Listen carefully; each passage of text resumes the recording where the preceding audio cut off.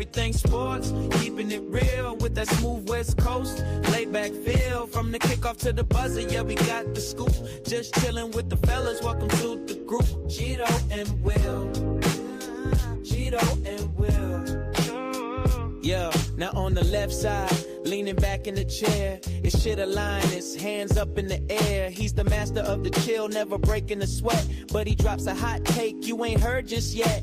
Informative views, yeah, the man knows the facts, analyzing every play, covering the tracks. He might say something wild, catch you by surprise, but he says it with a smile, and that look in his eyes, cooler than the AC, smoother than the beat. Shido brings the flavor that makes the show complete. Pass the mic to the right, yeah, you know the deal. Make some noise for the homie Raider Will. You know he's got the passion, wearing it on his sleeve. Coach's insight, making you believe. He sees the X's and O's, breaking down the scheme, but he's cracking jokes, living out the dream. Funny personality and ranging with the chat. Tell him your opinion, he'll tell you where it's at. Straight shooter, sharp mind, never moving slow. Raider Will brings the fire to the raising dough.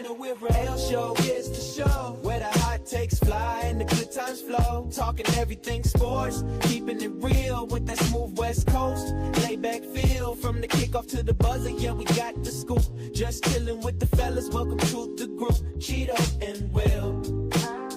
Chido and Will. Chido and Will. Chido and Will. Every week. Hey. Hey, that's dope, dog. That's dope. I like it. That's cool, big dog. Hey, what up, everybody? Welcome to another one of our little Chido and Will, little midday talks, man. What's going on, Big Will? I haven't seen you since Tuesday, homie. How you doing? Good, brother. How you been?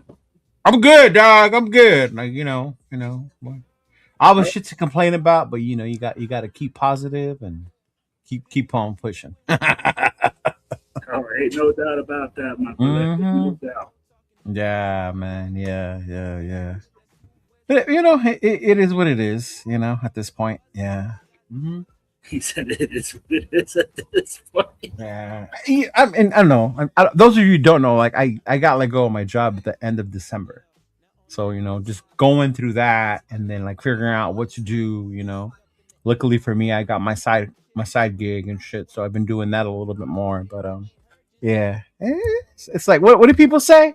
Things happen for a reason. Better opportunities will come through, right? Yeah, absolutely, man. And this is where, you let us know when this happened. And guys, everybody gets out there and they usually have a hard time. They get a little depressed about it, right? Yeah. They go like, hey, man, like, I just hit up Chido with, man, things like this happen in life. And, it's always on to bigger and better things, right? Because that's what we look forward to. I mean, like, bro, you can't just sit there and take a speed bump and make it into a mountain.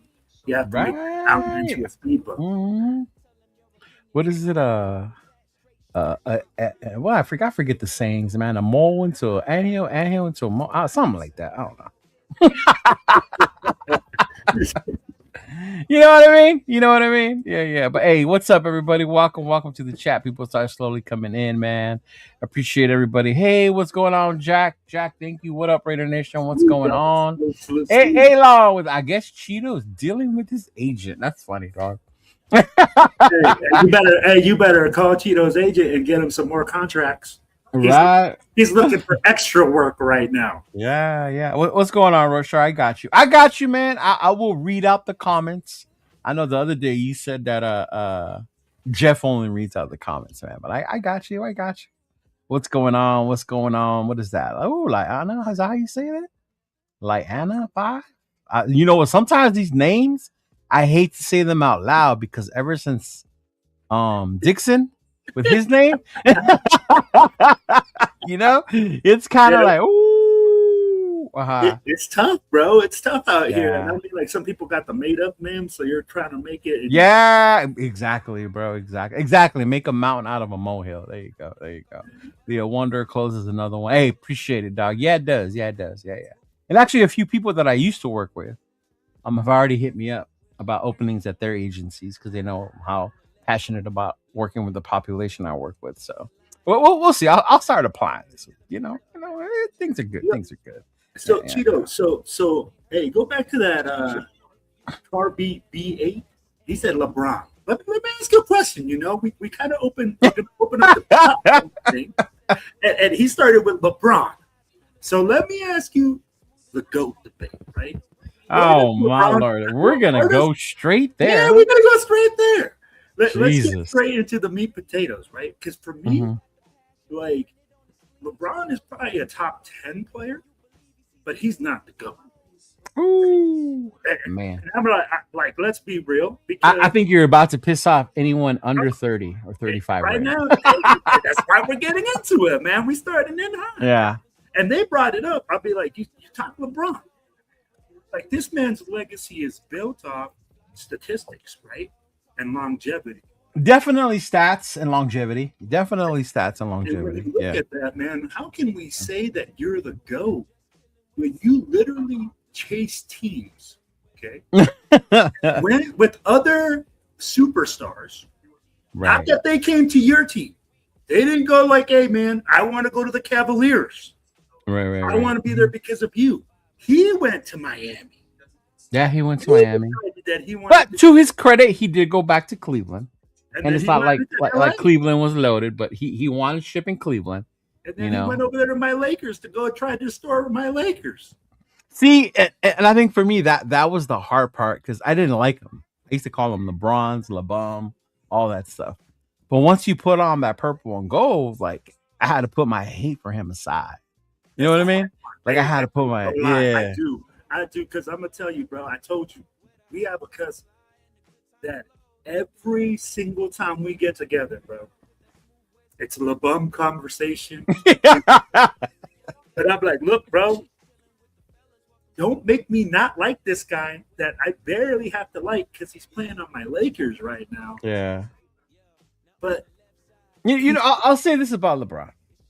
For a man as big as he is, right, and athletically gifted and talented, he makes the most out of it. The kid can ball. The guy can ball. You know, for as big as he is, his handles. Yeah. I'm not saying he can't ball. I think my issue with him, the first one was the chasing of championships. You know, he's kind of, not that he started it, because if you think about it, it was Garnett, Ray Allen, and Pierce who started the big three thing, right? And then after that, LeBron did it with Ray and them. But that to me was part of it. When he came back to Cleveland and he won the ship, like, all right, bro, I got respect for you. You beat the Warriors, whatever. But I think for me, the thing that makes me not goat him is, and maybe it has a lot to do with the way basketball was played today. Like, I could sit there and watch games live, and I'm like, bro, you're traveling. Like, bro, that's double dribble. Like, you took like 4 steps, right? And me as an old school head, like, bro, that's not basketball. And then the Euro step or the crab walk, right? Whatever. Like, and I think to me, that's when and then the biggest thing for me was the crying, the flops, when you would flop. Because I used to think Divac was like hilarious for that, right? But he's not as talented or as gifted as LeBron was. Like, you don't have to flop, or you shouldn't have to. You know, you shouldn't be begging to what you call it, to get a call at that point. You know, if that's what you're basing your win on. Like LeBron, Michael and Kobe would never. You know, Magic would never. Kareem would never. You know what I'm saying? Like, to me, and those are the things about, not even fucking Bird, bro. You know, like, yeah, they argue, but they wouldn't sit there and like cry, like, bro, what the fuck? Da, da, da, da, da. And I think that's to me where I have the issue when considering LeBron the GOAT. Yeah, that, and you've been playing since he was 18 years old. So you got to give him credit for that he's been able to play that long, because your body, it takes a toll on you, this and that. But at the same time, it's like, of course you're gonna break all these records. You've been playing for fucking ever. 100%. Yeah. So, I'll tell you like this, right? Everybody talks about LeBron and this great freaking body he has at 6'8", 240. Mm-hmm. I never seen a man flop so much at 6'8", 240. Right. Mm-hmm. Like, bro, if you're gonna play 6'8", 240, be 6'8", 240 and be okay? I didn't see Shaq flop. Bro, I saw people flop on Shaq. Oh, Shaq took a beating, bro. Shaq took a beating. Yeah. Bro, I seen this man give an elevator ride to the 10th floor on his back and bam, hammer it down. Right. And I think that goes back to what I was saying. Basketball is different. Like earlier, you asked me, like, can we talk NBA? I was like, we can, but I don't watch it as much anymore for that reason. Because to me, it's not the same NBA that I grew up with. You right? know? And the physicality. Yeah. Bro, I remember when you used to get fouled. What's up, Bueno? When people would go like, hey, that's a technical foul or a striking foul. Bro, it was nasty. Like, you'd hit the floor hard. And I was like, oh, okay, that's a foul. Mm-hmm. Yeah, You're right, man. Now I see LeBron and he goes over the half court line and I don't see him take a dribble after that. Yeah. I there was one I saw with what's his name? Giannis? Yeah, that motherfucker took like 4 steps, bro, in one dribble. Bro, from the 3-point line. Hey, tell me this. How are you not going to dribble from the 3-point line, right, and come all the way down the lane, throw it down, and you're going to tell me that the man didn't need to dribble the basket? And I think it was Reggie Miller was like, man, he's like, that's a travel in my day. Yeah. But hey, but you know what? It's soft. It's like everybody said. It's like toilet paper soft. It says Luka crying. It's just different. I mean, the NFL is becoming the same way when you think about it. It's not the same hard hitting NFL we grew up with, but I think with the NFL, there's a reason behind it. That movie they came out with Will Smith about the concussions or whatever, right? Some of the documentaries, things you've seen to do from the Steelers. I remember watching something about him. How messed up he was in the head from the CTE, but yeah, it's crazy. It's crazy how different it is. Yeah. The NFL, people don't like watching the NFL no more for that reason too. You know. Yeah, it's the same way. People don't like watching the NBA because, as a Big Luck says, Luka cries all the time too. It's a pandemic now. I like Luka though. I like Luka. I like his game, but I like his game. He does ask for fouls a lot. Yeah, he'll argue, and that to me, that's the game now. But that's European. That's also European game. Yeah. If you look at, like we talked about it, hey man, football, bro. If you look at bro, those motherfuckers argue with the ref all damn day. It's like a freaking. Oh yeah. And see, because if you watch football, soccer, for those of you, and when you see this, you kind of get it because it's part of the game in that sport. Yeah, like it comes with the territory. When you watch that, it's part of it. Now even that's different with the VOD and all that shit. But yeah. And now you get red card for floppy. Hey, exactly. NBA, you get kicked out for floppy. You can get you can. Yeah. Hey, what's up, Bueno? Yeah, I did see this, and I'm glad you brought it up, Bueno, because this is what I said was gonna happen. Bro, Jim Harbaugh to the Giants, and it was quick. But I think it made sense when you saw the situation in New York, Yeah. They already weren't happy with their GM. Dayball got let go early in the season, so they've been already, peeping. And then once his name got dropped, you think of the media, Harbaugh would be perfect for that. And it's in the NFC, opposite of his brother. So there could be potentially another Harbaugh Bowl, but there won't because the other one's with the Chargers, and they'll never make it. Right, but kudos to Jim Harbaugh though, and to John Harbaugh. And it's funny though because, and this is where I'm gonna ask you, and I talked to this yesterday with Jeff and them, and even in the chat with my boys, I was like, bro, Raider fans, we're special. We have some nerve to say we shouldn't or go after a coach like Harbaugh because we're too good for them. In some way, shape, or form. Wait. Who said we're too good? Oh, because they're saying like, oh, good thing we don't need to interview him. Like, what for? And I was like, man. Here's the thing, right? I wasn't for the Harbaugh pick because I told you I want to go younger. I really feel like, hey, if he was to come in here, he's really going to override the GM, which he wanted to. He wanted full roster control. He wanted all those things, right? So I felt that would put him in a weaker position with Spytek. But when we look at those things, bro, we gotta say the Giants' position for Harbaugh was the right spot. They have quarterback. They have a quarterback. They have receivers, decent O-line. Yeah, the defensive. I like their defensive front. Their D line, I like their defensive front. Yeah. Bro, they're in a better position than we are, and we talked about it on the podcast on Tuesday. Yeah. They're like, oh, he called the Raiders. Bro, I said, is this a posturing thing? Is this him just trying to like get it done? Is this why the Giants reacted quickly? And it could be the way Stafford did, by talking to us about possibly trading for him. Like, bro, you just wanted to get your money from the Rams. But there was people were like, oh, Stafford, we just needed to do this, this, and this. I'm like, bro, Stafford used us for leverage to get more money. Right. At the end of the day, John Harbaugh going to the Giants was almost set in stone. We talked about it since last week. Bro, it's just too good to pass up for him. Right. No, that's true. That's true. Another thing is, hey, he's not against his brother. Bro, he don't want to come to a division to face his brother twice a year, face Andy Reid twice a year. And maybe that's where it's different, because if I could coach against my brother multiple times a year, I'm going to take that just because it's my brother.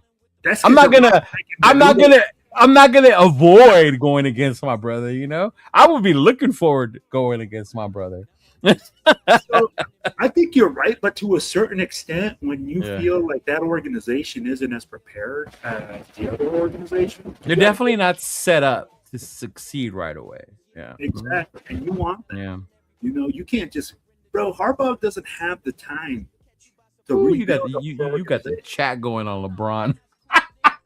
What's going on? There's plenty of Laker fans still hate LeBron. Yeah, bro, that's big. I never wanted LeBron. I wanted Kawhi and Davis. Glad that didn't work out, right? The memes of LeBron during calls, yeah.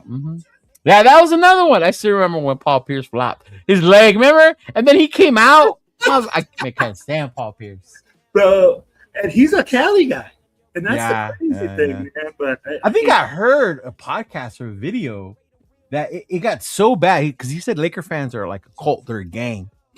And he said it got so bad because he was a Celtic. Mind you, he's from LA. He's from SoCal. That he couldn't live here because people kept giving him shit because he was a Celtic and he won with the Celtics. Good. Yeah. I forgot which state he lives in or moved to. I don't know if it was a video or a podcast. It was something like that. But yeah, the NBA is soft is charming. What's going on, Paul? What's going on, big dog? Yeah, but Luka cries just as much. I feel like we get it. This is the NBA now. Mm-hmm. Crazy how sports become softer, and then there's way more contact injuries than before. Yeah, lots of that I think it has to do too with the fields they use.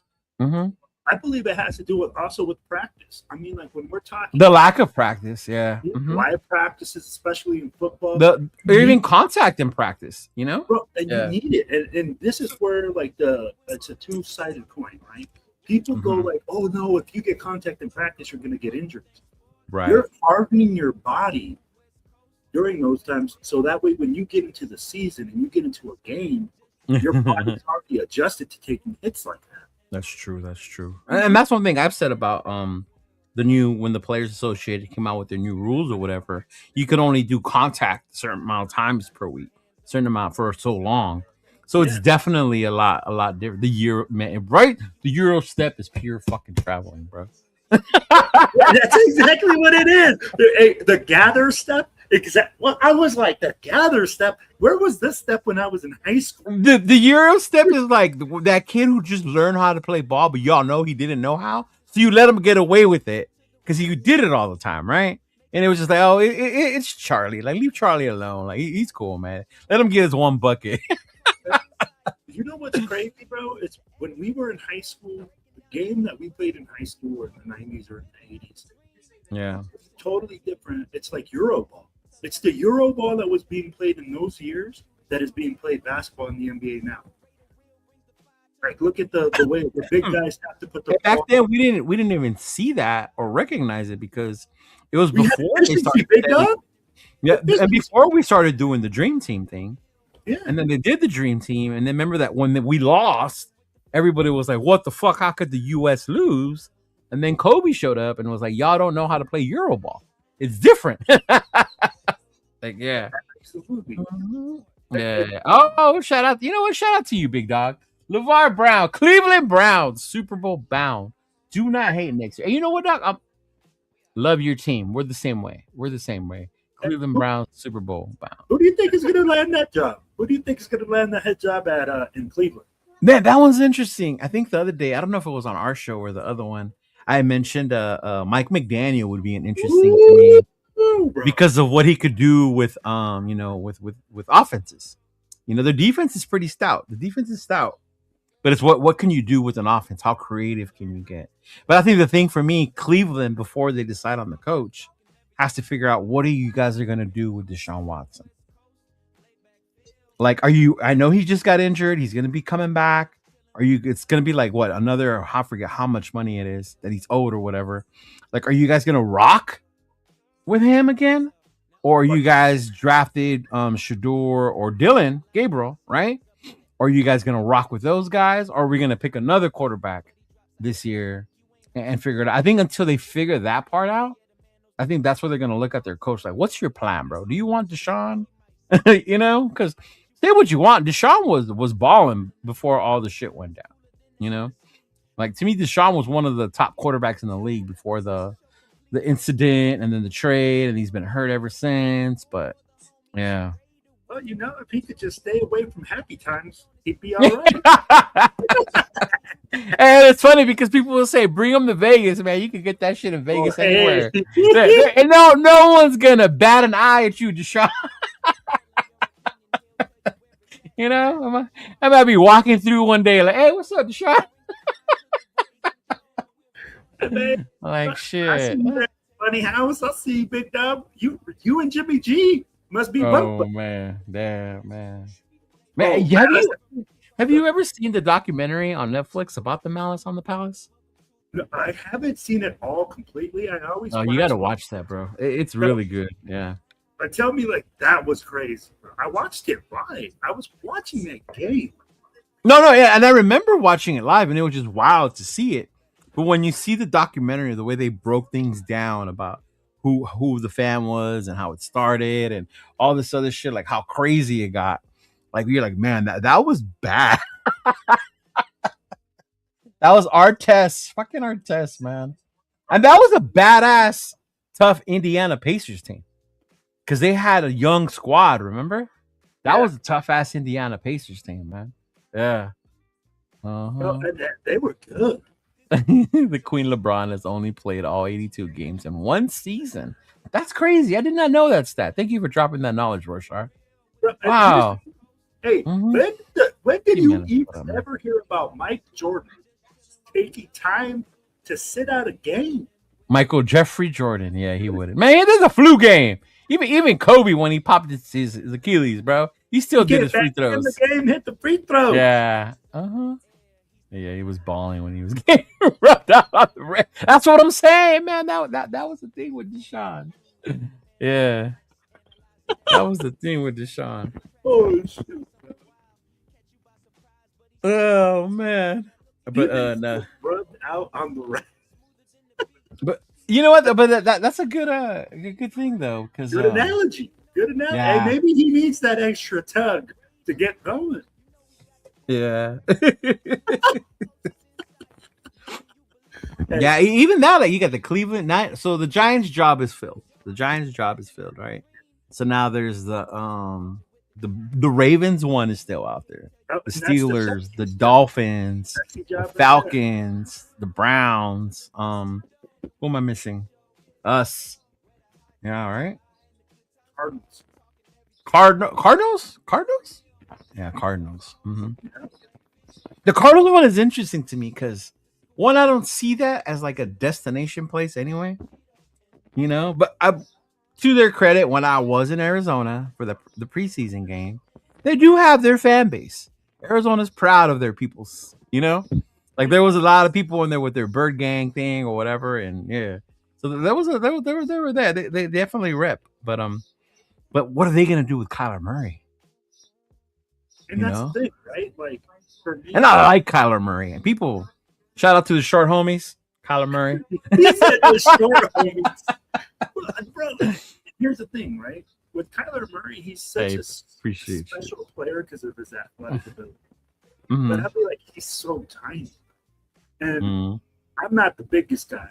I'll tell you what, I'm not big, bro. I'm not that big. But me standing at 6'1", you know, like, I can't sit behind the offensive line 6'5" plus and throw a football.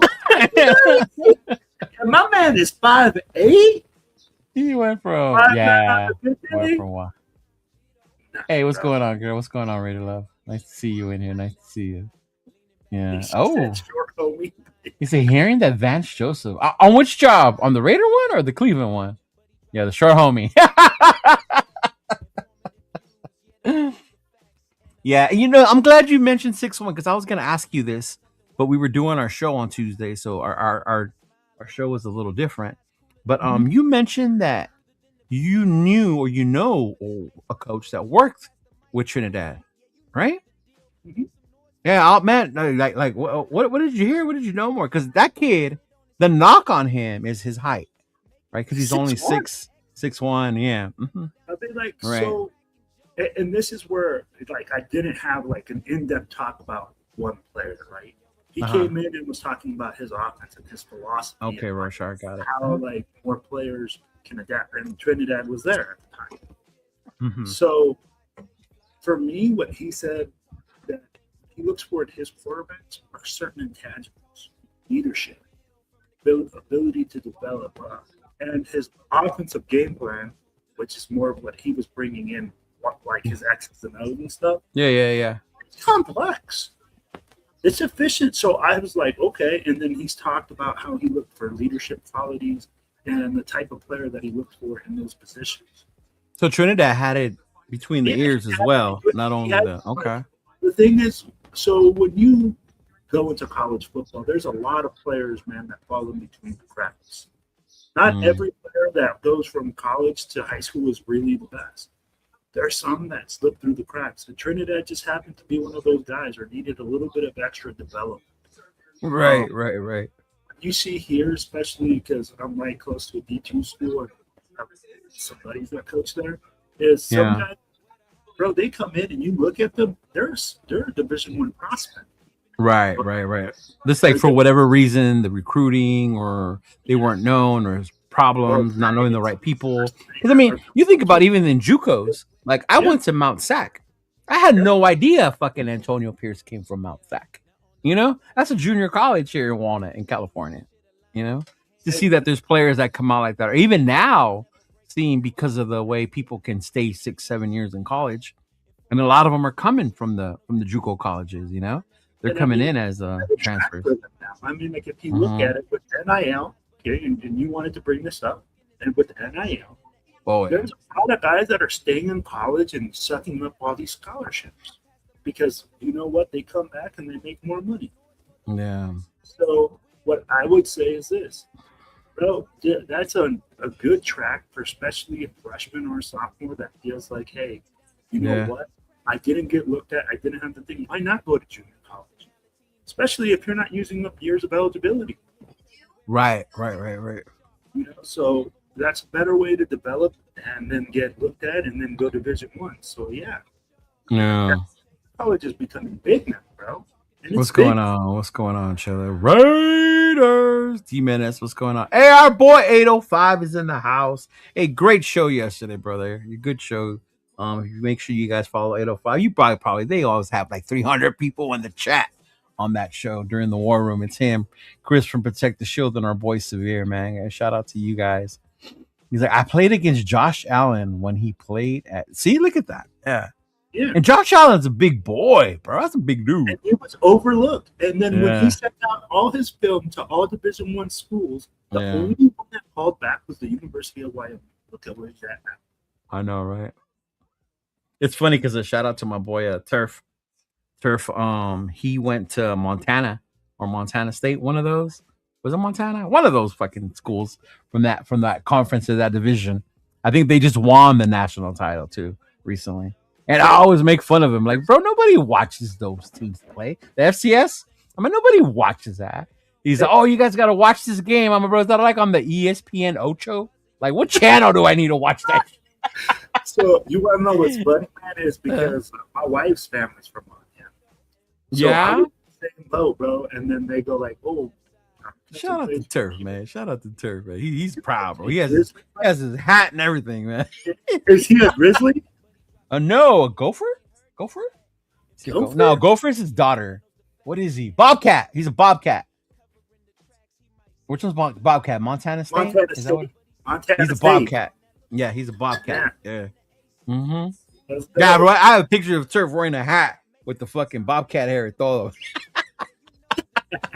That is the proud Bobcat. He said, "All my ghost accounts are in the chat. Nobody likes mine." Man, you know what? I'm glad you brought that up, man. Nobody likes my takes. It ain't that they don't like them. I don't think they like when we say shit that doesn't fit the "we're winning now" type shit. You know what I mean? Like, and I think that's where people are like, "Nah, the Raiders got to do this and the Raiders got to do that," or Mendoza's it. Like, how could you question it? Like, fuck. I mean, like, so I laugh because everybody has the solution, right? But everybody's sitting on the couch. I'm like, bro, if you had the solution, you'd be the GM. Right. And to 805's credit, bro, y'all don't know, but that man coach. From when I talked to him, he legit, like between the ears type smart coach too, as well, you know, understanding of the game and the breakdown, which is why I like watching this film. So when he does tell me some stuff, you know, I'll tend to listen, but when he goes on a rant about how Shador's garbage, I'm like, bro, stop 805. Like, that's where I got to stop you. So it's funny, right? Because as coaches, man, we have a certain way of visual. We get enamored too. Yeah. Like, especially, like, I'm not going to lie, bro. When I was coaching overseas and I get the opportunity to look at D1 guys, and I see for me, bro, it's always, I look for offensive work. Oh, the size. Well, I mean, look at the couple of ooses that we got, right? That just came on to our practice squads or even our international player. Yeah. People are like, oh man, that's a lot of mamma jamma. Yeah, there's a lot of body right there. And you like envision this thing, right? Where you're like, bro, if I could just get this dude to do this, right? We're taking off. But and I think that's the part too we probably forget as fans, because you see the size and you think, well, just put him out there. He's got to block somebody. And it's like, it's not that easy, bro. The other dude is trained to move you or just as big or fucking have you block air while he's already at the quarterback. You know, like, it's not that easy. Yeah. Hey, man, the best thing is when I go to, like, so my son's starting to coach middle school and high school football. Yeah. I'll go to some of his games, and some of the coaches in middle school, they go to their offensive line and they go like, "Will somebody block somebody? Somebody block somebody, please!" I'm like, "Yo, you're supposed to teach that, bro. You're supposed to teach that." Oh no, man! All they gotta—they're just big. They just gotta get up in front of the guy. Like, nah, bro. Yeah, and that's why I like watching their film, because they break down the technique. You know, like to me, the favorite thing is when there was a while they were going off on Tyree. So I always wait for the Tyree clip. Because everyone's like, he's big. Like, how could he not be successful? And it was just identifying. He doesn't fire off the line. Right. In college, you may be able to overpower fools and bull rush them all the time, but not in the NFL. Not in the NFL. Yeah. You got to get hit off, man. And I mean, like, people. Oh, this is a great question, Large Pro. This is a great question. Dun, dun, dun. Nintendo 64 or PS1? Ooh. Now, I'm gonna go PS1 because they got that Scarface game. Now, I'm gonna say that. I'm pretty sure a lot of people are gonna say PS1. I'm gonna be Nintendo 64, but I'm gonna tell you why. I'm older, so I grew up playing Nintendo. I grew up with Mario, Zelda, Mario Kart, all that stuff. So for me, when the 64 came out, those were like the best Zelda games I ever played was on the 64. So to me, that was like the nostalgia thing to me. PlayStation has some badass games, Metal Gear, Resident Evil, all that stuff, right? But man, to me, 64. I actually have a 64. Yeah. Hey, GoldenEye on 64. That game, yeah. I beat that game to death. Like, bro, I'm so nostalgic. I still have this, and it's in a fucking case. Damn! Is that Zelda? Yeah. The silver case? The gold one, bro. The gold one. Yeah. But that was the thing, bro. That was the shit to me. Damn, bro, that shit. Bro, that's trash. I see that. Damn, how you really feel, Big Lexi? Yeah, and I'm glad you said this, bro. Is that before the season started, I expected our O-line to be bad. We have pieces. I didn't expect Gino to do anything for us, so I saw the season as a big question mark. Yeah, and I think that was the correct assumption to make. But us as Raider fans, we get excited. We get our Raider goggles on and we start to see players better for who they are.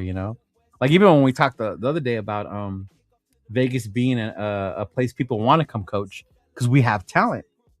Well, when you really sit down and think about it, Raider fan aside, if you're not a Raider fan, you're only going to point out like 3 people, maybe 4. Genty, Bowers, and Max. Who else would you consider, of that? I mean, you ask Raider fans, we're going to throw in names. 805 is probably saying, like, Lil didn't say Adam Butler, shit like that.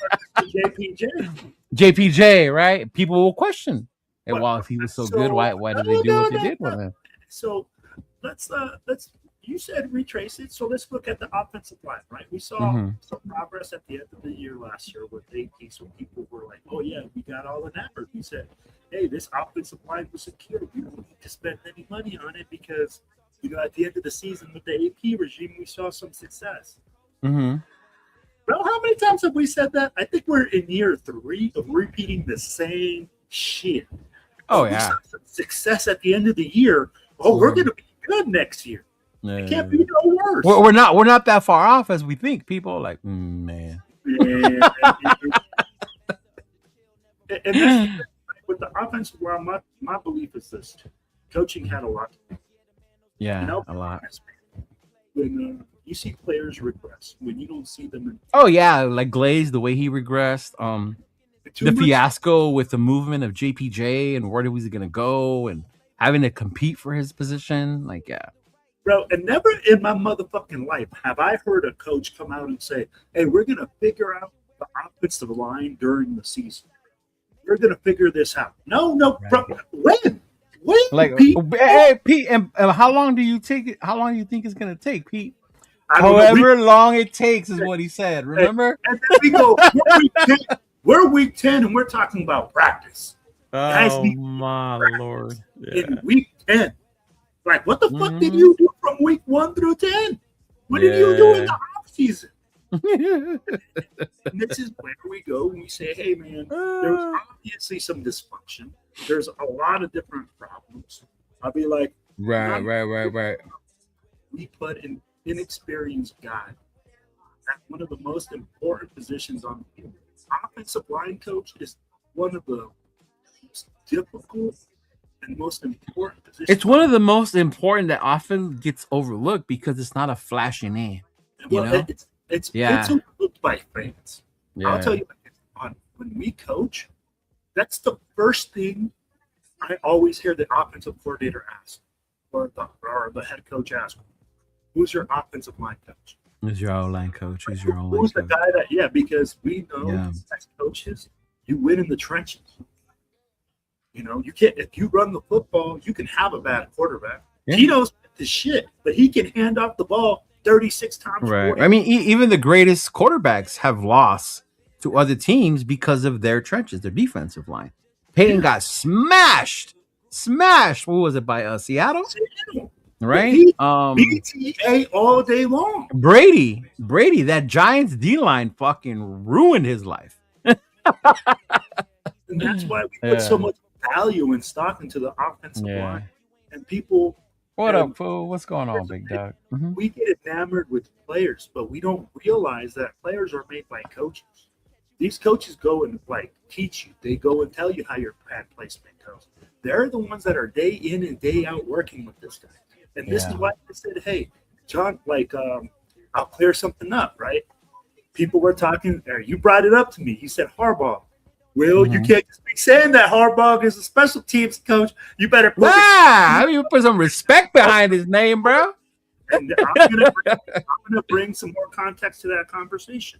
We were talking about how Kubiak didn't have experience and about how Harbaugh has all this experience as a head coach now. Oh, that was the show I missed with you, James, and Exactly. Jeff, and so a couple other people, huh? Yeah. So I'm going to bring some more context to it, right? I said, hey, Harbaugh got the opportunity, and he wasn't even calling offense or defense. Right. He really was the special teams guy and a defensive backs coach before he got his opportunity. I'm like, to say that Kubiak shouldn't get an opportunity because he didn't have or doesn't have. Oh yeah, that was dumb. That take part was dumb. To say he doesn't deserve. That's why I was like, that's why I brought that into context. So I wanted to address it because Mr. Chidolinus sends me a message and says, "You better put some respect on Harbaugh's name." So hey, it wasn't that I wasn't saying, "Hey, this man is." No worry, you're not the only one to do that. When people were talking shit about Tomlin and Tomlin's watch, I'm bro, you better put some respect behind Mike Tomlin's name. God damn it. Great coach, right? But then I go, what did we talk about last time with Tomlin?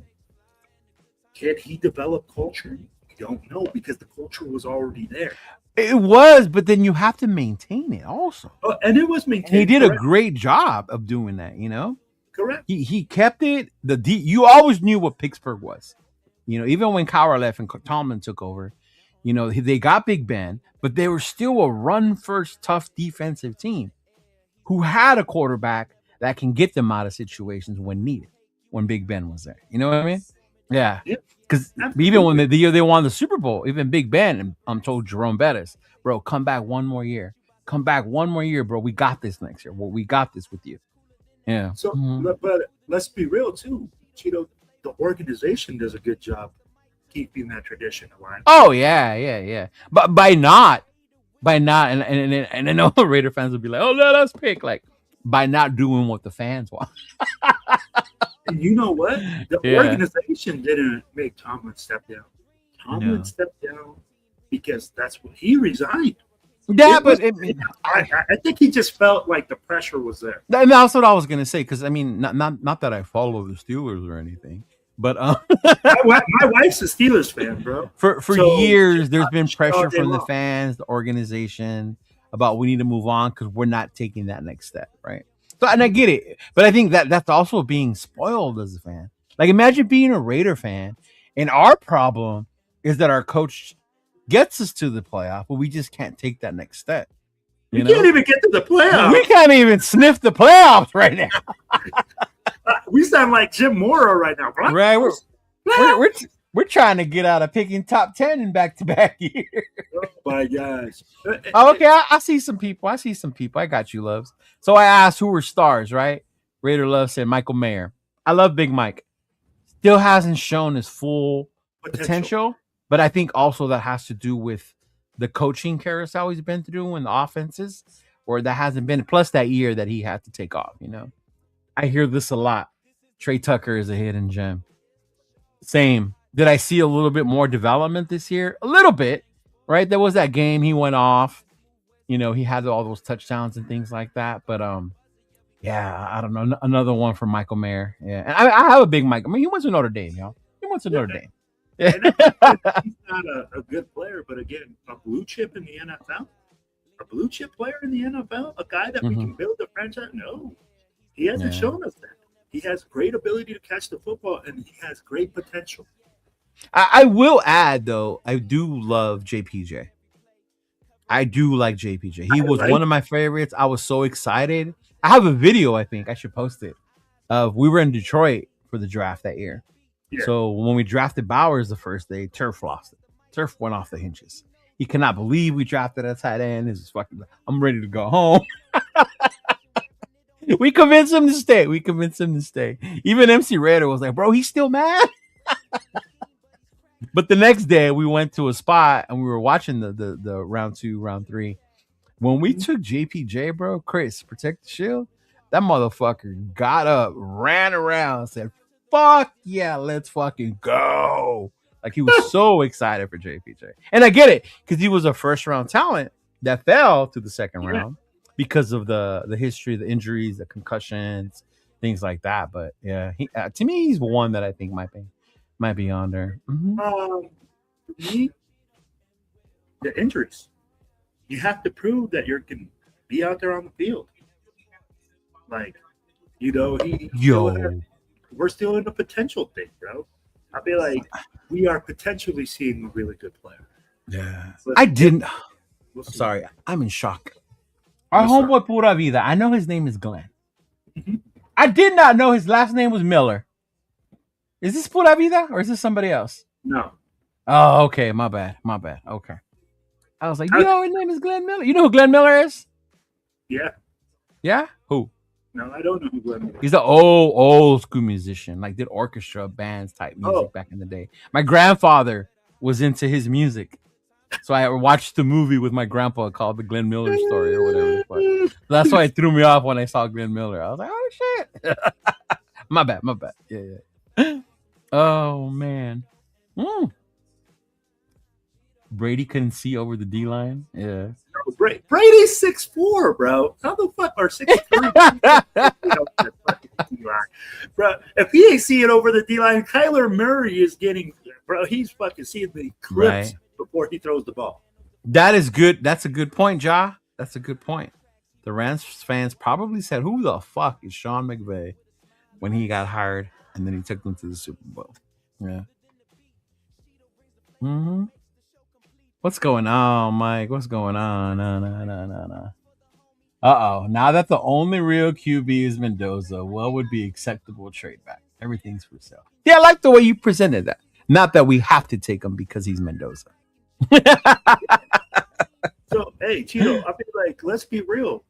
We were going to bring this up. I mean, like, now that Dante Moore decided to go back to, college, and which is going to be crazy because Dylan Raiola's there now, too. Yeah, so he's going to redshirt, right? He's not going to play then. I don't think he's going to lose the year eligibility sitting behind Moore. That's so crazy to me. This is where I'm like, I don't know what that. I don't understand that. Yeah. I think he's going to transfer. I think Dante Moore is going to transfer. He's coming, but he's going back to play at Oregon. But bro, these guys change teams like underwear now, especially with the NIL. There's no rule that says that he has to stay there to play. But now that he's going back to college, well, no, and I think that's where college has to adjust those windows, right? You look at what happened with Ole Miss. Lane Kiffin, if he was gonna leave to LSU, fine, leave to LSU, whatever. But wait till the season's over, bro. You know what I mean? Like you left in the middle, right when the postseason for college, which is now officially a postseason. Because I get it why the rules were set the way they were, because it was the season ended and then there were just the bowl games. It's not bowl games anymore. It's an actual. It wasn't that he left though, Cheeto. It wasn't that he left. Mm-hmm. It was that the guy, the AD, didn't want him there. Who, Lane? Yeah. No, but Lane took off for the money though. No, but he signed a new contract. Yeah. Mm-hmm. He wanted to coach the team the whole way through the playoff. Yeah. The AD was the one that said, "Oh hell no, I don't want you coaching this team anymore." Well, and I get it, but I think my point was that I was saying was, don't let them make those kind of decisions in the middle of a season. Same with the transfer portal, right? There were dudes that are already like the transfer portal window cutoff was while games are still going on. Yeah, I get what you're saying. That's crazy. Yeah, I get what you're saying, and it's wild. But check this out. But college is different. Hey, you have to get the spring enrollment, all that shit. Hey, you can get drafted into the NBA and go back to college. Right. Bro, did you see that? The kid from Baylor? Oh, yeah. He was drafted into the NBA. And because he okay. I got you, bro. It's Shopkey. Okay. Okay. This is Shopkey. Mm-hmm. Yeah. Raiders will finally fill the stadium when they play in Santa Clara next year. Bro, what are you talking about? We fill the stadium. People must not go to the home openers. That's the thing. They don't go. Here's the thing. Say, the Raiders are going to fill the stadium when we go play in Santa Clara. Bro, they act like there's no Niners fans that go to that game. Right.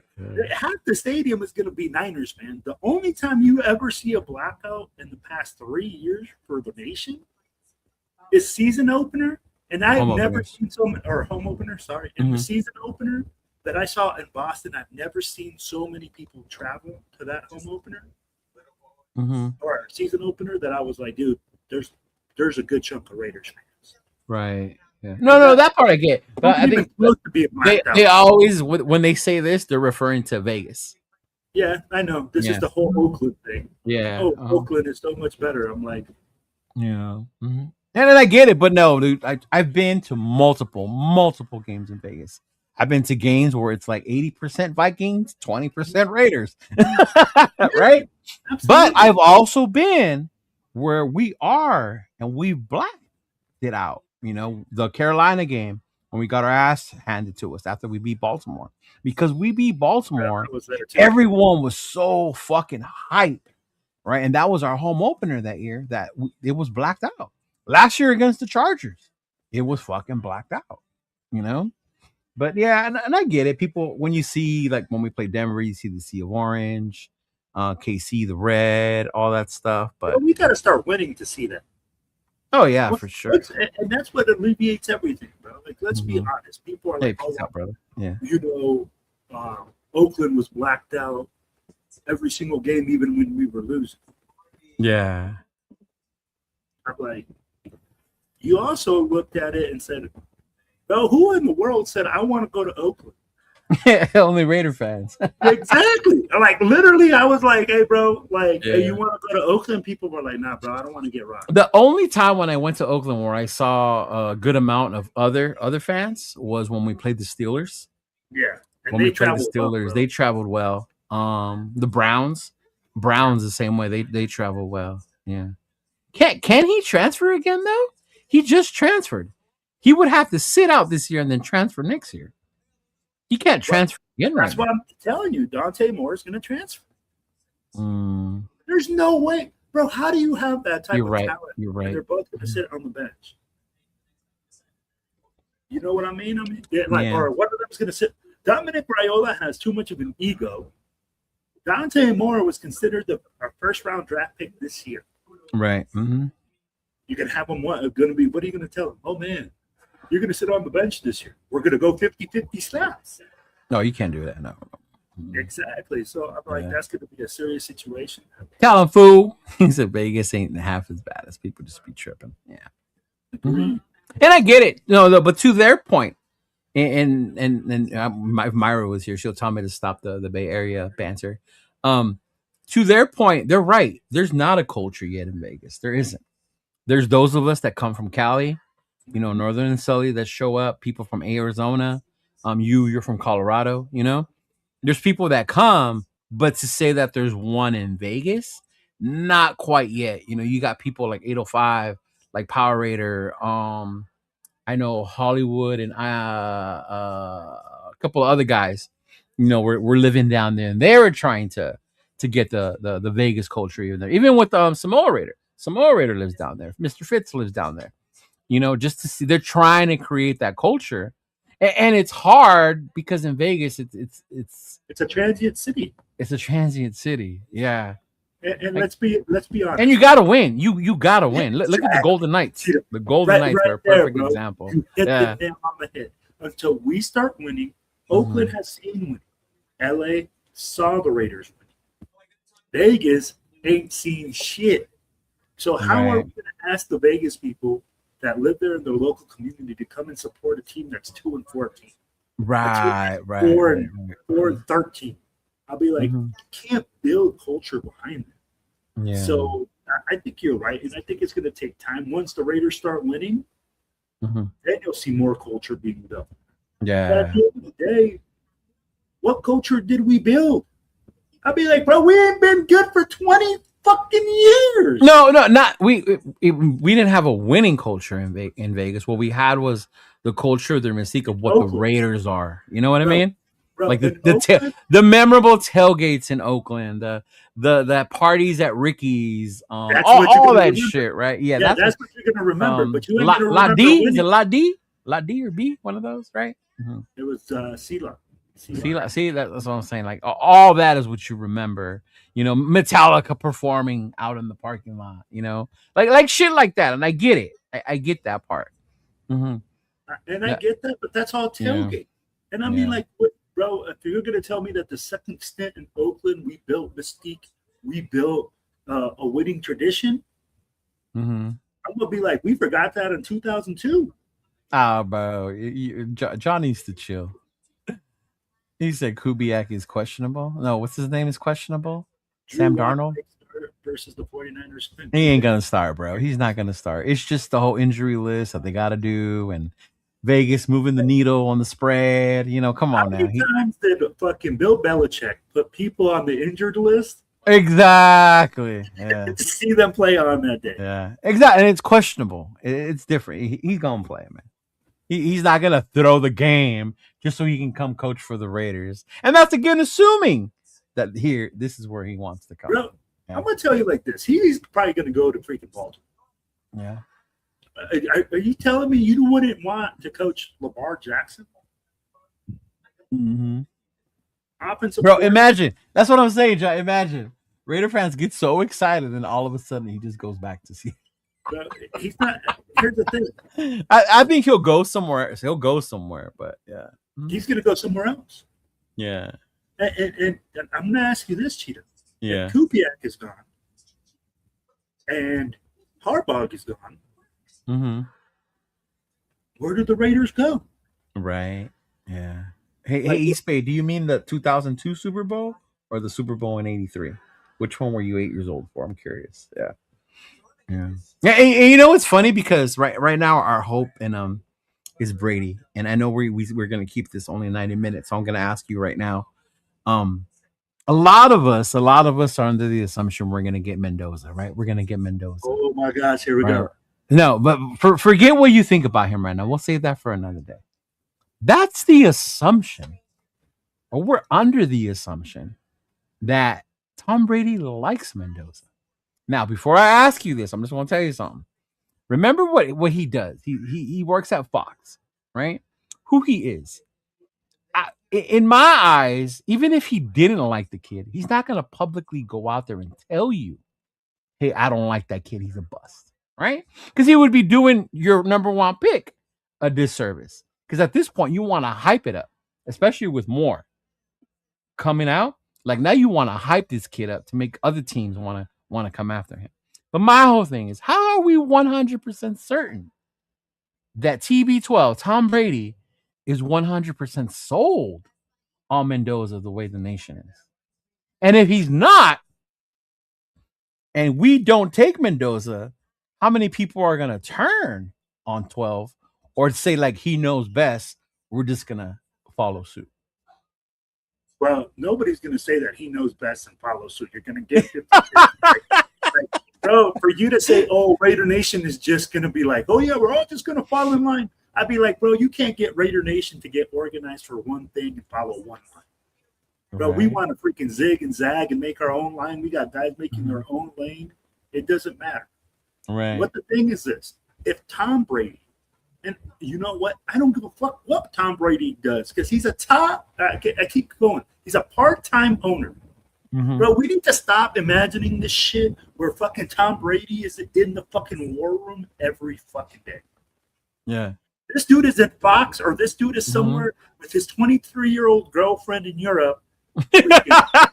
23-year-old girlfriend. Banging and doing cocaine. Wow. Like whatever he's doing out there, I'll be like, he's not going and watching these games and doing his thorough research. Let's be honest. The only thing he's doing thorough research on is booty. I wouldn't say that, because he is a football guy. He does watch college. They always ask him about the prospects, and he does his quarterback camp, right? TB12 one, where quarterbacks do come in and he watches them, he trains them. And right, for all we know, he could be telling Bowers to go get Carson back. Oh, I would fucking lose it, bro. Oh, I would lose it. But I know what you're saying. I said that too. He's not a full-time because he's only part-time right now. And that's what I got to say. Spytech is the dude. Whatever Spytech says, and if Spytech goes like, hey, Brady, I like these three. Like, what's your opinion? I can see that. But to say that Brady's going to be the one that's going to pick him, Cheeto, stop. We need to stop that. We need to stop doing this whole Brady effect, that Tom Brady's going to be the one in there. Like, oh, I know all this. No. Like, he's just not in there like that. What if like, say Spytek says, Mendoza's the dude. All consensus says we should go with him. And then Tom is like, oh no, you know what? I did some digging. I watched this film. I seen his mechanics. I don't think he's deserving or worthy of us taking him at 1. Maybe we can wait for next year and say maybe he's a fan of Arch, right? Maybe he's a fan of Arch and says we're just gonna wait for Arch, see what happens with Arch, right? Or whoever next year, dude. I think how would Raider Nation take that? Raider Nation would implode because Raider Nation don't think we know everything.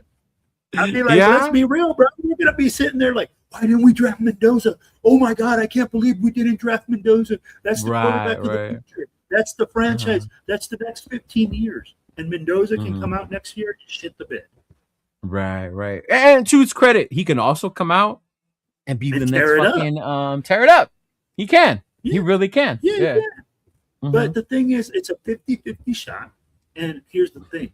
If Spytek talks to Tom Brady and ownership and leadership have the same vision and are on the same page, thank you fucking Jesus. Because this year was a total fucking shit show.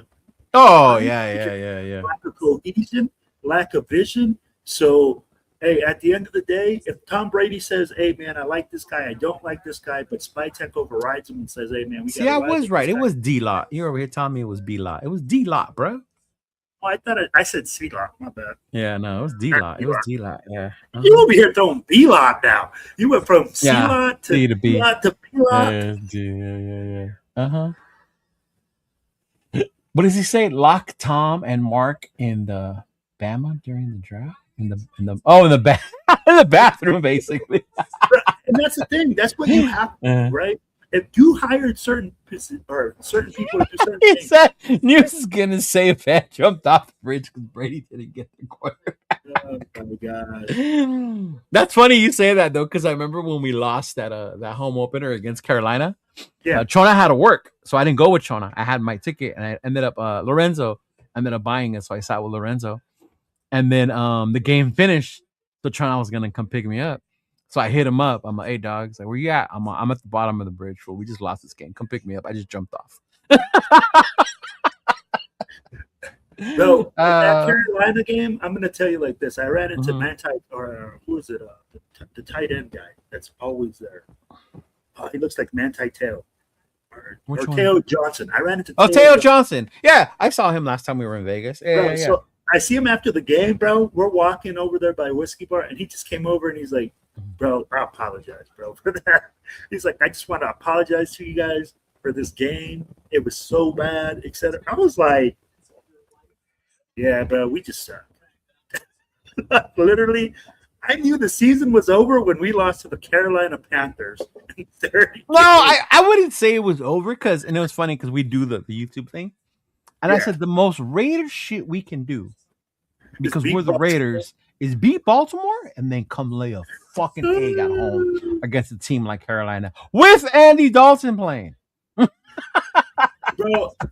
as soon as they said Andy Dalton, that was when my heart dropped. When it was Andy, I was like, oh Lord. Oh Lord. The Red Rifle is going to come in here and give us some serious BTS. Yeah, man. Sure hey, what's going on, John Leon? Welcome, brother. Nice to see you come in. Hey, but this is a good question, Goku. I like this. I'm glad you brought this up because we're gonna talk about this a little bit. But how y'all feel about my take? The Bears are going to go to the Super Bowl. That's not a far stretch. The way they've been playing this year, Ben Johnson has that offense clicking. It's scary, when you see that they're down first and then they come up. Like I don't want. I that would drive me fucking nuts, knowing that my team that did that every week. I would want to see like an actual full game. But that's not bad, man. One of the things I think that was my whole thing with the Mendoza thing was because number one overall pick to me should be like a no question, no thing. Like Caleb Williams to me was like no doubt you're gonna draft this motherfucker number one. All right, Peyton Manning, you're gonna draft this motherfucker. Shit like that, right? And I don't feel that way with Mendoza. Not that I don't see it, I just don't feel it. But when I saw Caleb, do his thing, and then Ben Johnson, getting him to do his thing as well. Like, bro, the Bears are rolling. And even as good as the Rams are, because they play the Rams this week, that's my pops' team. I'm going to cheer for the Rams. It's in cold weather. It's at home. It's in Chicago. You got the Chicago home field advantage as well. So it's not a far stretch to say that the Bears could make it to the Super Bowl, because to me the NFC is wide open, bro. Yeah. Well, to me, the Bears are the way that the Raiders should model their future. Oh, say that again. For me, the Bears are the way that they should model their future. That's exactly what I just said. They have quarterback drafted well. They got a bunch of picks. They got a coach that now is an offense creative. Yeah, he did, John. And this is why I said I would like Kubiak, because offensive, young, creative mind. Right. Right. And if you look at Leon Combs, Duval's out there.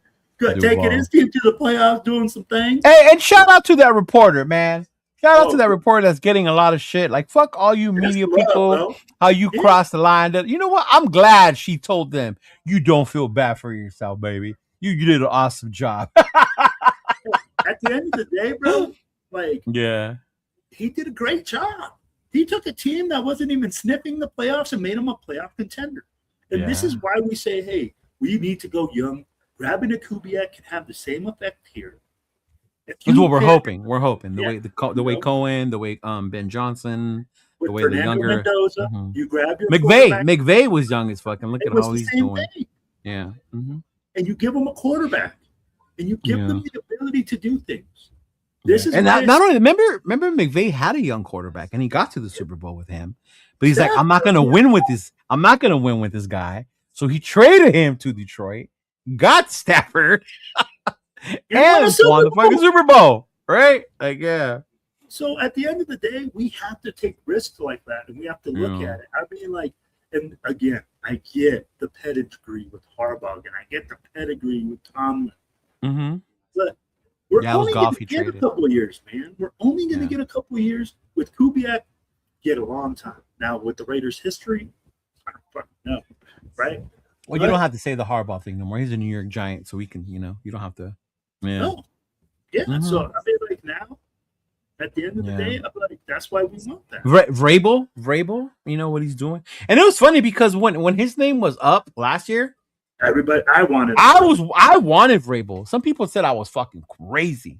Vrabel's a good coach. Because fuck the Patriots, fuck that. And I was like, bro, y'all don't understand what this man did in Tennessee. 100%. Like, like you don't understand what he did in Tennessee. Like, and I saw it. Like, come on, man. Yeah. Bro, look at the way that he changed the culture. You're talking about a culture builder. Yeah. A guy that comes in there and gives the team fire and the ability to fight. We talked about the Chicago Bears, right? The Chicago Bears, great team. Will they make the Super Bowl? I don't think they'll make the Super Bowl, but they're going to have a great run. They're going to be a good team. Mike Vrabel has now made the Patriots a serious contender in the AFC. Right. And it's not because they got this high-powered offense. It's because they're a balanced team, Cheeto. They're balanced. They're a balanced team. Oh, I knew somebody was going to ask me this. Mayo, bro. Jared Mayo had them last year. Yeah. And they look nothing like this. Oh, no. I mean, let's not forget the guy that we can't stand. Vrabel brought him in to run his offense because that's what he knows how to do. And look at that. Oh my Lord. He said, Leo, would you take Shedeur over Mendoza if they came out of the same class? Look, you got to understand. I think I'm glad you asked that. Because this is where, as a fan, it's hard for you to make those things because you have a fan bias. My bias to Shedeur was being a fan of the kid, being a fan of him at Jackson State, being a fan when him and his dad went to Colorado. I like the kid for that reason. So that's why I would say it. But would I take him number one overall? Absolutely not. I would be saying the same thing. Like, ooh, is he a number one overall? Like, maybe we can trade back and get him later. I said that last year because we were at number 6. So it was a little different, But yeah, a number one overall to me, it's because it's such a coveted position in the draft that it has so much value, one, depending on who's coming out, who's the guy, and it could change your franchise either good or it can set you back as well. So that's why to me the number one overall pick is such a big thing that it has to be like a no brainer, no doubt type thing. But yeah, dude. No. This would be why the Raiders drafted Darius Hayward Bay instead of Michael Crabtree in that. Oh, good Lord. Don't even get me started. That's what we would be looking at. That's exactly like if we looked at Shedeur Sanders as the number one pick this year, absolutely not.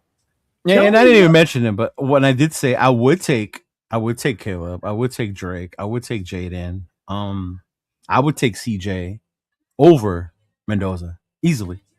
Easily to take him over them without question. I wouldn't even think twice about it. Like, yep, nope, give me him. Yeah. Yeah, Dalton always right now, Shedeur Sanders, bro, is a number one pick. Yeah. No.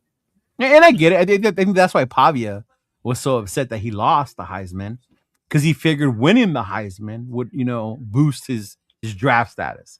Because people put so much emphasis on that award. He's a Heisman Trophy winning quarterback. Like now he can get drafted in the top. Oh, bro. Whatever. Hey, I'm gonna tell you like this. I looked at Pavia's stats and I looked at like his intangibles, right? Me, bro. That's just a regular guy off the street. There's no way I see a number one pick on that guy. Oh no, not at all. No. I'd be like, Pavia right now, if he was in last year's draft, he might not even get drafted. Oh no, he would have. He would have got drafted. He would have been late. No. He would have been in the third or fourth round.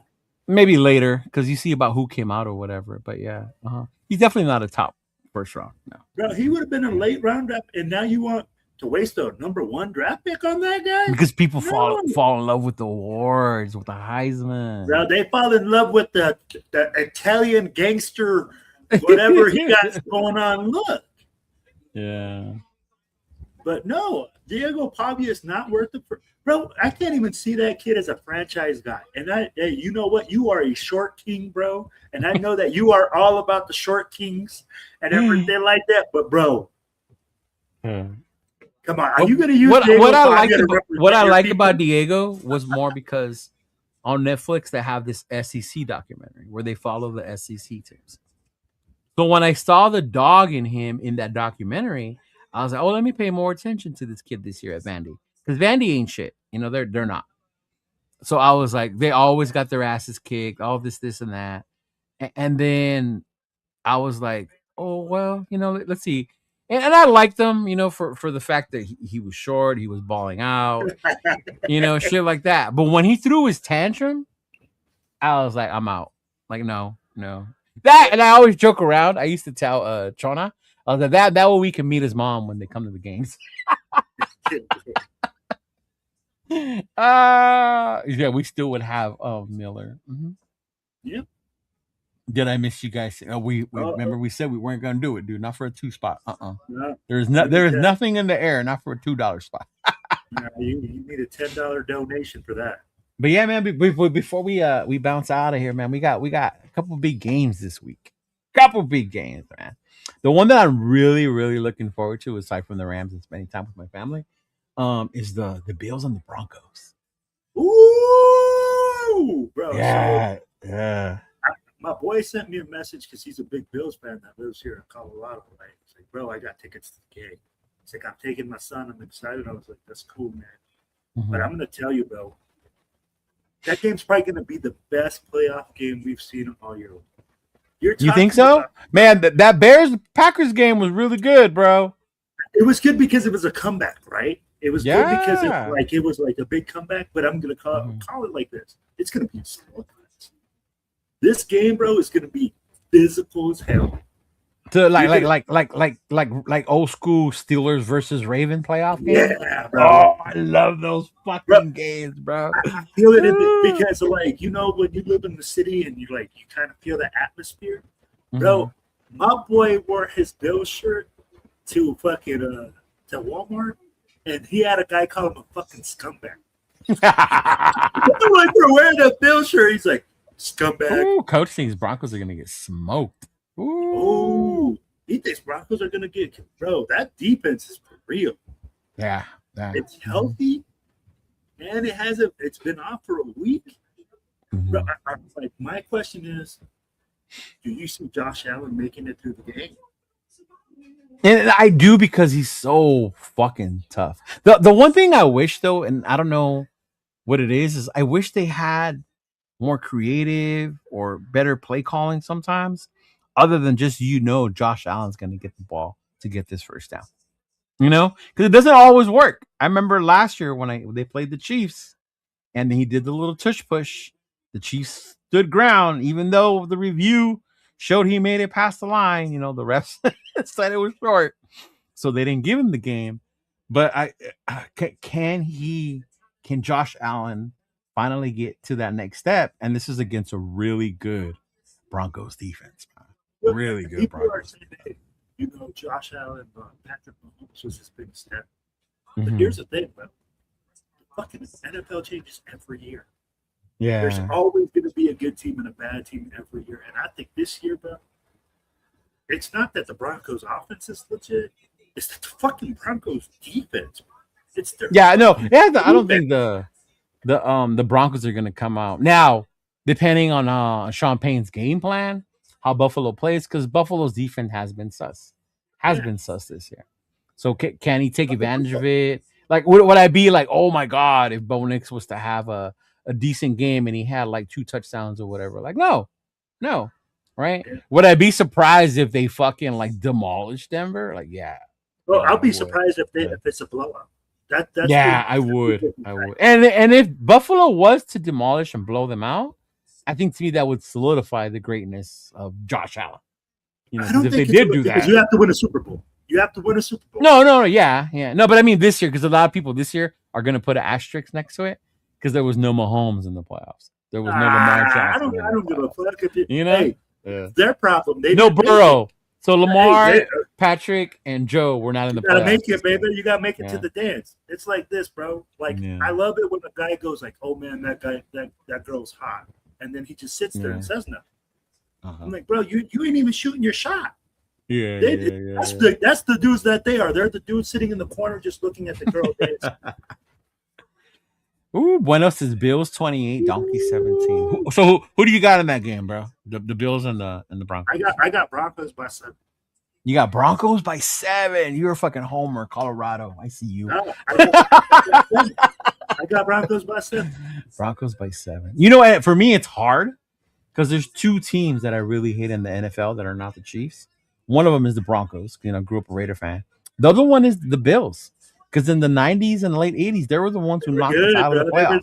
The K gun with Kelly and Thurman Thomas, you know all about that K gun. Yeah, so I fucking hate Buffalo, but I think it's tough, man. I think Buffalo's gonna win because of Josh Allen. Yeah, but I think it's gonna be a really, really, really good game. So what you got about it? I think they win by like a fucking last second touchdown type shit. Yeah. So you got last time. Yeah, like he got the Bills 28-24 close game. It's gonna be a close game.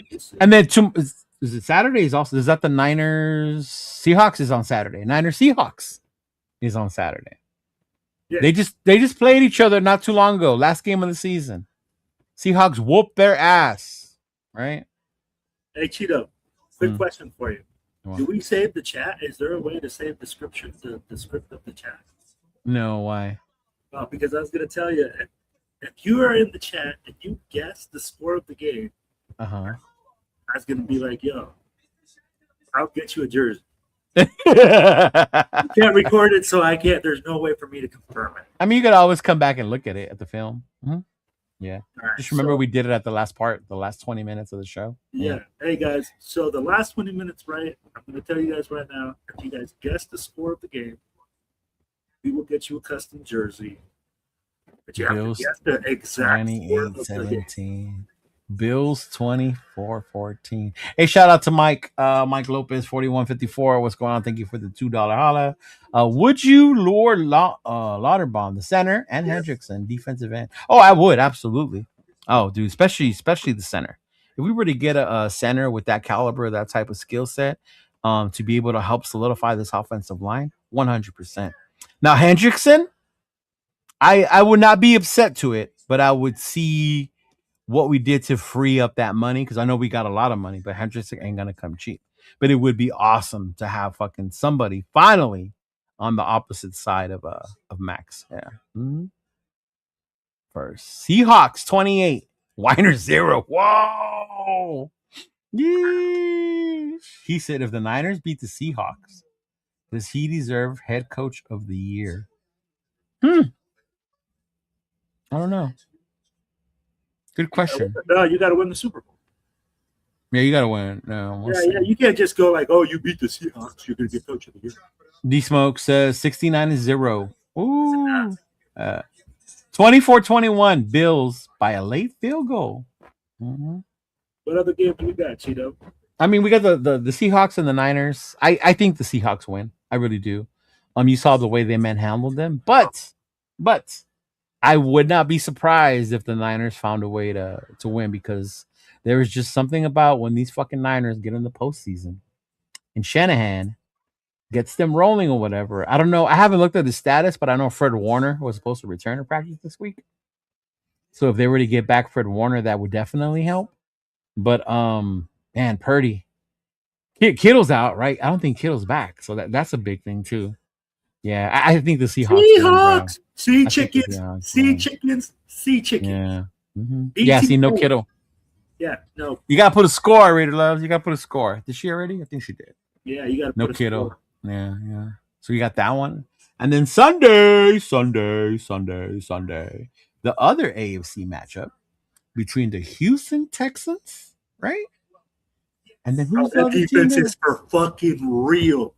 How the fuck do the Raiders run all over the Houston Texans, but we can't do shit? Well, technically, it wasn't running; it was more passing to Gentile. Whatever it is, whatever the fuck we did, how the fuck do we do that? But we can't get it together. Versus, did you just see what this team did? Yeah, bro, they dismantled. Who did they play? Fuck, they played Pittsburgh.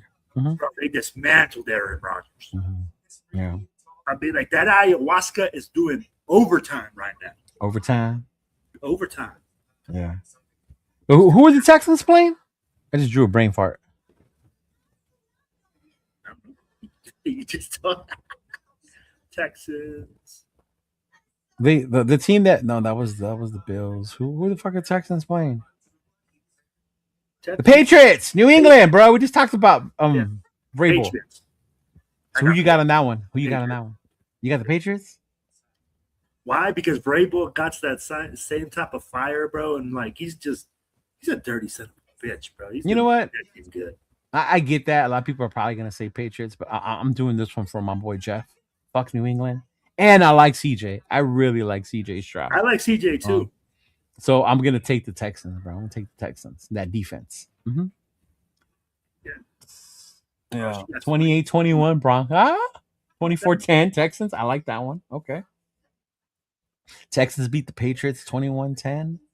And then, of course, my favorite matchup, the last one on Sunday, is the Los Angeles Rams versus the Chicago Bears, bro. I'm gonna let you Matthew Stafford having a fucking MVP type season, right?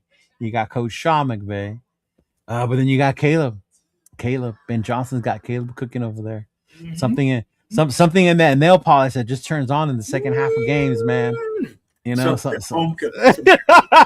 Yes, sir. Some of that home cooking turn. But I'm definitely gonna have to stay as a homer in this because it's my dad's team. My dad's always been a Rams fan, so I'm gonna take the Rams because I really want them to go to the Super Bowl. But I'm gonna take the Rams. But I would not be surprised if Chicago wins because, like I said, it's at home. You got Caleb, but I see the Rams winning.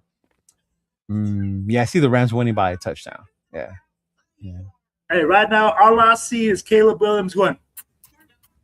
Baby, we about to have some lamb chops going down because I'm going to tell you like this: the Bears are for fucking real. McVay is about to run into a fucking grinder. I think you got Troy 28-17. You know what makes me so excited about this? It's two young offensive minds going. Oh yeah, Ben Johnson against McVay. It's going to be a slugfest. This is going to be the dream, and it's not going to be a slugfest. What it's going to be is a high-scoring game. This is what the NFL wants. you're probably going to see 70 points scored in this game. Jesus. I'm serious. The Bears secondary is questionable. Very, very questionable. I agree. The Bears. Look at Seahawks 30, Niners 17. Ooh. Now, Loves, are you saying that because you're from Central Cali and you hate the Niners? Fuck the Niners. Bears second. She's taking the Patriots. Ooh. Exactly. Romeo Dobbs had 100 of, and that's what I'm saying, bro. Like Puka gonna eat, bro. Short yardage. Devontae Adams, he gonna score. Shout out to Devontae Adams. I hope you win. I don't care what people say. I still like you. I can't disagree with you, Cheeto, but what I'm saying too is the Bears ain't no slouch. No, they're not. They're not no punks. No. And they proved that against Green Bay. Because so much shit was stacked against them that game. Like, Bro, when I saw that game, and in the fourth quarter, you make that type of comeback. Now, let's talk about that game real quick, because I know a lot has been said about LaFleur, the coach for the Packers, right? Did you put it on him and bad coaching, and I guess maybe taking their foot off the pedal, relaxing because they were up by so much, and letting the Bears fight their way back in there? Or is this more to see of the type of energy Caleb and Ben Johnson can bring to the Bears, where in one moment they could just turn it on and come back on you? Bro, this is the second part. This isn't that bad. Bro, there's a lot of things that happened in that game. Oh, so much. Yeah. Only one guy could do. And only one guy can make those types of plays. And he was on that field with fucking painted nails, looking like a 13-year-old schoolgirl. And he was throwing some fucking dimes on some plays that I was like, are you kidding me? Rolling to your left, opening up your hips, throwing the ball 40 yards down for a completion? Yeah, that dude does that. Hey, that was just a thing. Mm-hmm. A guy that came in. Wow, the Patriots. That's crazy. Oh, gosh, Raider Lutz. Geez, 25-9. He did abandon the run game. But then again, the Bears, that second half, their defense stepped up. Yeah. It was 3 and out. And I remember I was getting upset because the Bears at first weren't making the most of it. I'm like, bro, you guys just stopped them 3 times and you only came up with a field goal out of this? Yeah. Exactly. Yeah.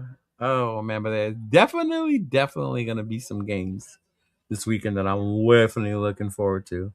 And then, of course, last but not least, the NCAA National Championship. Fernando Mania for the entire world to see, the entire Raider Nation, who's probably only seen 2 other games Fernando has played, right? Against the U and that stout great game ass fucking defense in Miami, bro. Yeah. Unfortunately, the game for me has lost a lot of flavor now that Dante Moore has selected to go back, because why?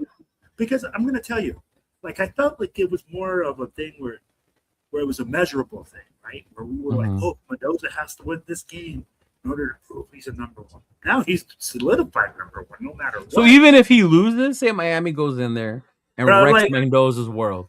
Mendoza has like 2-3 interceptions. Bro, you think he's still the number 1? Number 1. Next show, I'll bring you one of the big boards that ranks the players of where they're at, not by position, but based on like just over. So that's where we're like, who else are you going to draft number 1? Mm-hmm. Do you fall back and looking at other players? That's the thing. But for me, 24-21. I'm going to enjoy it because you know what, Cheeto? You talked to me this year and you're like, Will, you really got to watch it. I started watching it at the very end, and I started really like getting into it. So this game for me, and I'll tell you because I've only watched. I'm not a high college football watcher, like I told you. I work Saturdays, so it's kind of difficult for me.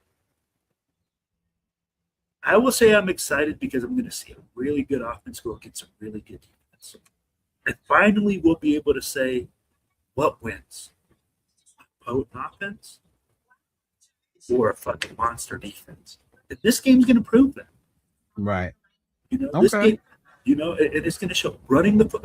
Look at the two different.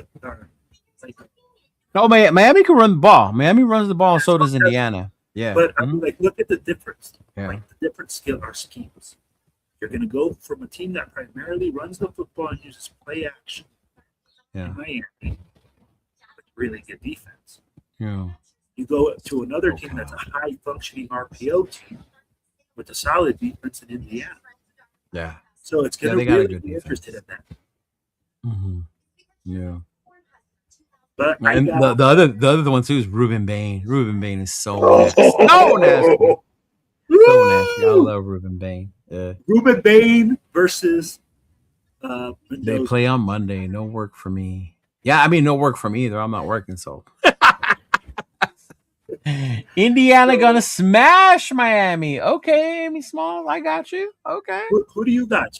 I'll tell you like this. I will take Indiana, but everybody knows who I got. Like, come on now. Who do you got? Miami. The U. How many? I think Miami wins. Like the same way, close game at the end. They score at the end to take the lead. Yeah. As much shit as I talk about Carson Beck, he does what he needs to do for Miami to win. In order to win games. Yep. Yeah, which is not make those mistakes, extend the plays when he needs to. Yeah, not turn over the football. Understand that you have a great defense, behind you. Yeah. Mm-hmm. Agreed. Yeah. Mm-hmm. Yeah, it's gonna be interesting. Signetti is all the hype behind him as a coach. Cristobal, he's done a great job since he's gotten to Miami, bro. He really has. He revived that program because that program was starting to diminish. Yeah. But shout out to my boy Aunt Six, one of the biggest U fans that I know. My boy Al too. He's a big fan of the U. So obviously we have a hatred towards each other because I'm an Irish guy. But yeah, man, it's gonna be a really good game. I'm gonna find somewhere to go watch it. I'm gonna hit up Afakasi. We're probably gonna go watch it somewhere. Yeah. Hey man, get some tofu. It's an app that you put on your phone. I just watch it on my phone sometimes. A game like that, I am not gonna watch on my phone. Whatever it takes.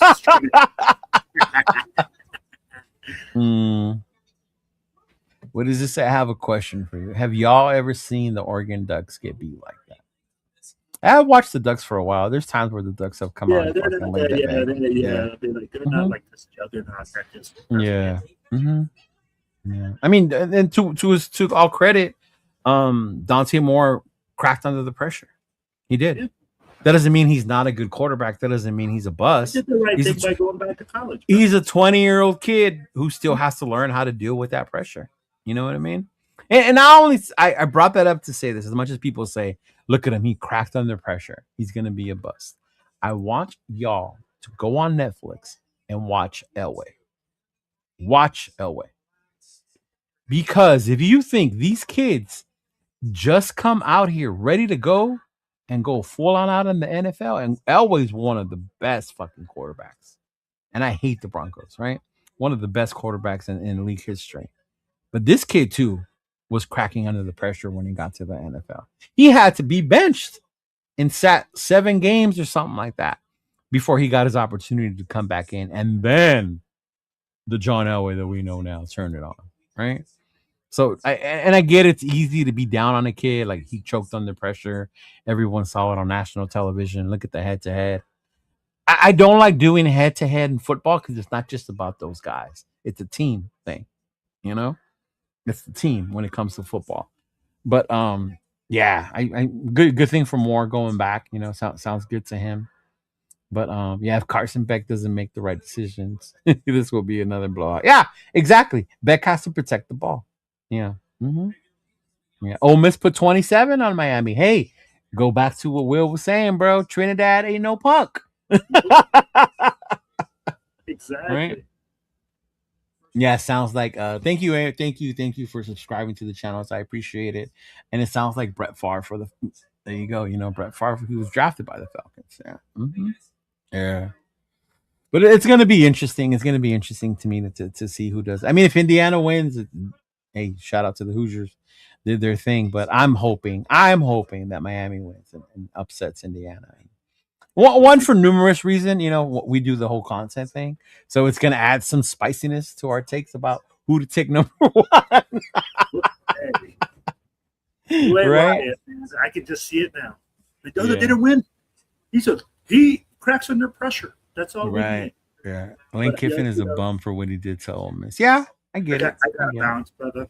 Yeah, same here, brother. Hey, thank you all. Appreciate you. Oh, shout out to my boy 49er Red Zone for tuning in. Hey, good luck, man. I hope you guys, do your thing. But yeah, thank you all for tuning in. This is something me and Will are going to be doing weekly.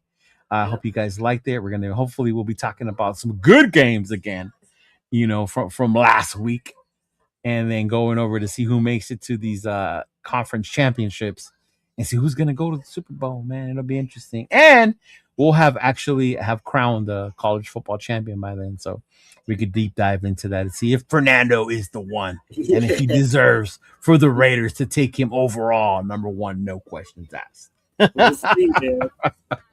Hey, thank you, Will. Thank you all for tuning in. Appreciate y'all. Hey, see y'all next week, man. Appreciate you. Bye. Peace. Just win, baby.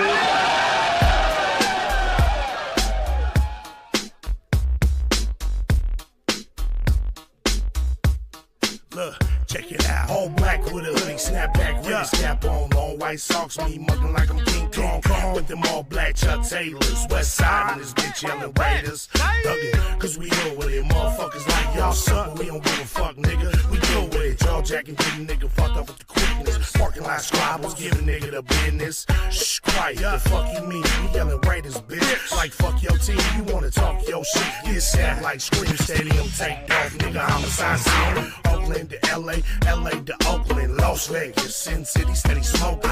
Raiders looking to get another ring like fuck y'all haters, nigga, y'all know what I mean. We yelling Raiders, bitch, y'all know what's up, like Raiders, bitch. Quit it, you niggas up like Raiders, bitch. I show no love like Raiders, bitch. Nigga, we don't give a fuck, Raiders, bitch. Y'all know what's up, like Raiders, bitch. Quit it, you niggas up like Raiders, bitch. I show no love like Raiders, bitch. Nigga, we don't give a fuck. With so much drama in the big LV, it's kinda hard being Yaya or end up C, but I somehow, some ways keep dropping these Raider hits like every single day.